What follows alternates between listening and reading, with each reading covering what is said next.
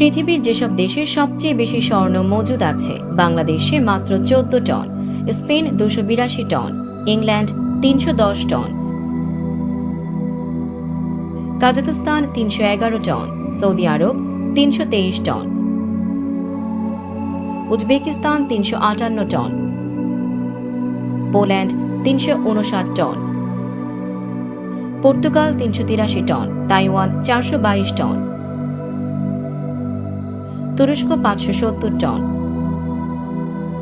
Netherlands 612 ton, Bharat 822 ton,